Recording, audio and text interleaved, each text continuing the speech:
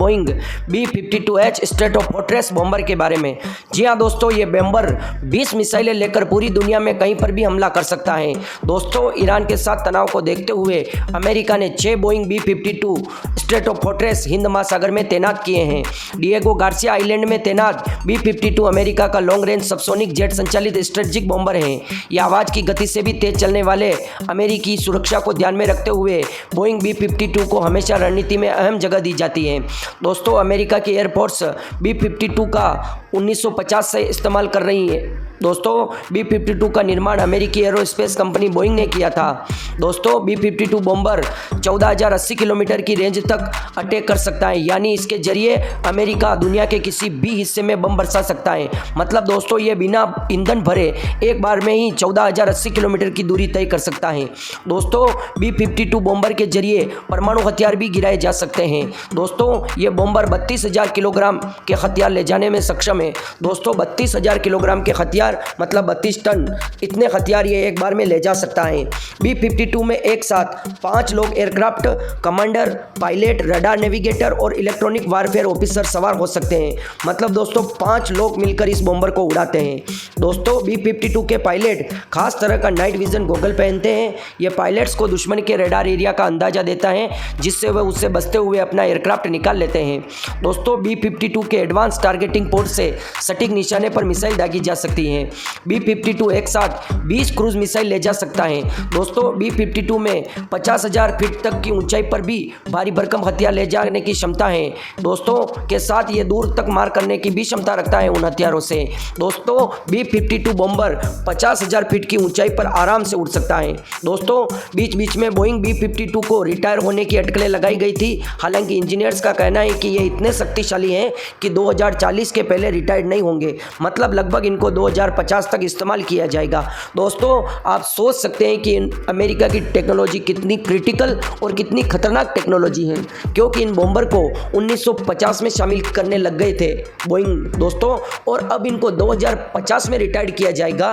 दोस्तों, तो आप सोच सकते हैं कि ऐसी शक्ति जिसको 100 साल तक यूज में लिया गया हो, और दोस्तों 100 साल बाद भी ये उतनी ही कैपेबिलिटी और उतनी ही काबिलियत रखती है जितनी 100 साल पहले रखती थी। मतलब आज भी दुनिया के देश इससे कांपते हैं, अमेरिका के बॉम्बर से, और ये पूरी दुनिया पर कहीं पर भी हमला कर सकता है। और इससे दोस्तों परमाणु हमला करने के बाद पूरी कंट्री साफ हो जाती है और आदि पाषाण युग में पहुंच सकती है। तो दोस्तों, अमेरिका ऐसे ही सुपर पावर नहीं कहलाता, और अमेरिका से चाइना टक्कर लेने चला है, जो अमेरिका की टेक्नोलॉजी चोरी करके अपना बॉम्बर बना रहा है। दोस्तों, चाइना कभी भी अमेरिका से टक्कर नहीं ले सकता। दोस्तों, B-52H बॉम्बर 60 से अधिक वर्षों के लिए B-52S संयुक्त राज्य अमेरिका के लिए स्ट्रेटेजिक बमवर्षक बल की रीढ़ की हड्डी रहे हैं। दोस्तों, B-52 यूएस इन्वेंट्री में हथियारों की सबसे विस्तृत सीरीज को गिराने या लॉन्च करने में सक्षम है। इसमें ग्रेविटी बम, क्लस्टर बम, सटीक गाइडेड मिसाइल और जॉइंट डायरेक्ट अटैक म्यूनिशन शामिल है। आधुनिक तकनीक से अपडेट किया गया B-52 संयुक्त विकसित हथियारों के पूर्ण पूरक को वितरित करने में सक्षम है और 21वीं सदी में हमारे देश की रक्षा के एक महत्वपूर्ण तत्व के रूप में जारी रहेगा। दोस्तों, वायुसेना वर्तमान में 2050 के माध्यम से B-52 संचालित करने की उम्मीद है। दोस्तों, ऑपरेशन डेजर्ट स्टॉर्म और फिर से ऑपरेशन एलाइड फोर्स के दौरान विमान का लचीलापन स्पष्ट था। B-52S ने व्यापक क्षेत्र की टुकड़ी, सांद्रता, निश्चित प्रतिष्ठानों और बंकरों पर हमला किया और इराक के रिपब्लिकन गार्ड के मनोबल को गिराया। दोस्तों, 2 से 3 दिसंबर 1996 को ऑपरेशन डेजर्ट स्ट्राइक के हिस्से के रूप में 2 B-52H ने 13 AGM-86C पारंपरिक एयर लॉन्च क्रूज मिसाइल या CALCM के साथ बगदाद पावर स्टेशनों और संचार सुविधाओं पर हमला किया। उस समय लुइसियाना ने बर्सडेल एयरबेस से 34 घंटे 16,000 कानून मील राउंड ट्रिप वाले लड़ाकू मिशन के लिए सबसे लंबी दूरी की उड़ान थी। दोस्तों, 2001 में B-52 ने ऑपरेशन एंड्योरिंग फ्रीडम की सफलता में योगदान दिया, युद्ध के मैदान में ऊपर घूमने की क्षमता प्रदान की और सटीक निर्देशित हथियारों के उपयोग के माध्यम से निकट हवाई सहायता प्रदान की। B-52 ने 21 मार्च 2003 को एक रात के मिशन के दौरान लगभग 100 CLCM लॉन्च करके ऑपरेशन इराकी फ्रीडम में भी भूमिका निभाई थी।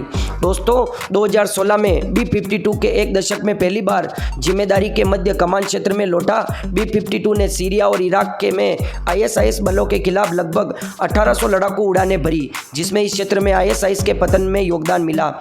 दोस्तों ISIS को खत्म करने में इस बॉम्बर ने बहुत ज़्यादा भूमिका निभाई थी।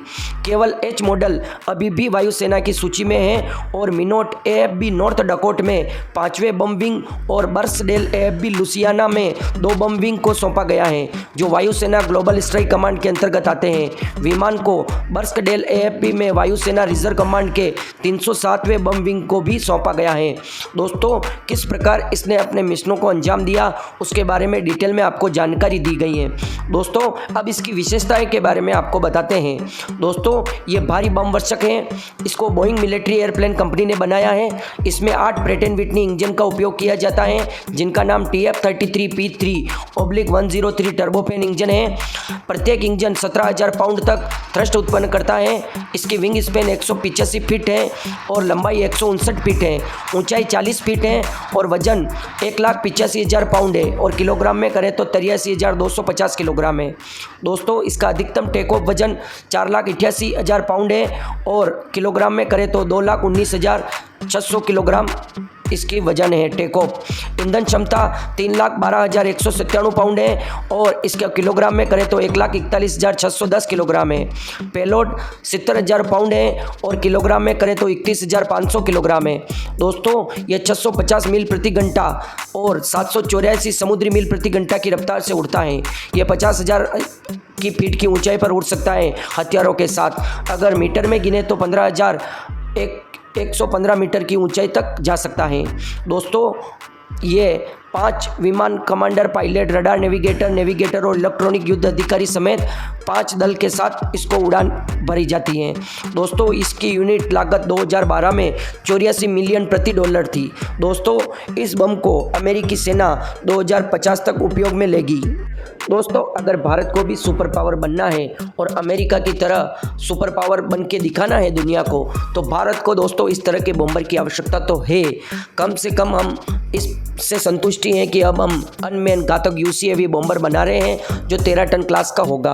पर दोस्तों ये अनमैन फाइटर जेट है और स्टेल्थ टेक्नोलॉजी से युक्त होगा। पर भारत को दोस्तों एक B-52 या B-2 बॉम्बर जैसे बॉम्बर की आवश्यकता है, या रशियन Tu-160 बॉम्बर की तरह कोई सा भी बॉम्बर हो, पर भारत को लगभग 5 बॉम्बर की आवश्यकता है। भारत चाहे रशिया से खरीदे या अमेरिका से, किसी से भी 5 बॉम्बर को भारत को खरीदना चाहिए, ताकि भारत चाइना को आराम से जवाब दे सके। क्योंकि भारत के पास एक भी बॉम्बर नहीं है अभी तक, और चाइना के पास दोस्तों अभी तक उसका H बॉम्बर है और अभी उसने B-21 बॉम्बर की तरह एक स्टेल्थ बॉम्बर भी बना लिया है, जो उसने अभी सियाचिन मतलब LAC पर तैनात किया है। और भारत के पास अभी भी कोई भी बॉम्बर नहीं है।